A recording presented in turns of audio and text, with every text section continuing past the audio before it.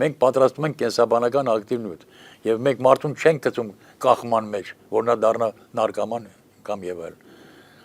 Ոչ։ Նա կարող ամիսը մի անգամ մի թեյ տալ խմի, որ չհիվանդանա։ Դա չի նշանակում, որ կախման մեջ է։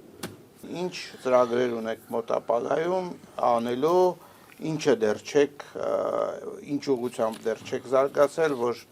փորձում եք այդ ուղղությունը եւս զարգացնել։ Նպատակները մի քիչ շատ են, ես կուզենայի, ասենք, թեման մի քիչ քննարկվել է ինչ որ մի որոշ տեղերում, կապված ռազմական արդյունաբերության բանով, բայց դա առանձին թեմա է, առաջարկել եմ մի քիչ բարձր կարող մարդկանց, բայց ինձ թվում է դա իրենց խելքի բանը չի էլի,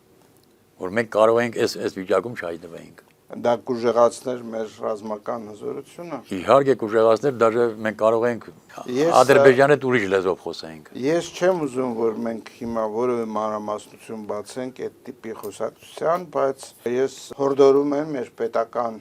պաշտոնյաներին, ովքեր պատասխանատու են այդ ուղղությամբ աշխատելու, ականջալուր լինեն պարոն Մելիքյանի ասած այդ խնդիրներին,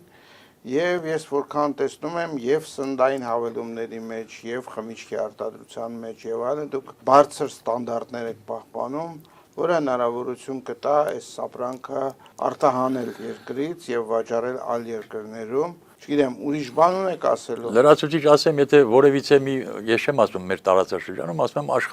աշխարհում, եթե որևիցե մեկը, որևիցե մի կազմակերպություն արտադրող ոգելից խմիչքներ, սրա նման ինչ-որ մի բան կարտադրի,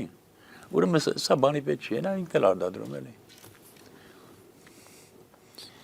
Ով է այդ։ Դրանով ավարտենք այսօրվա մեր հաղորդումը, սիրելի բարեկամներ, հիշեցնեմ, որ մենք զրուցում էինք բիոքիմիկոս, գյուտարար Ռուդոլֆ Մելիքյանի հետ։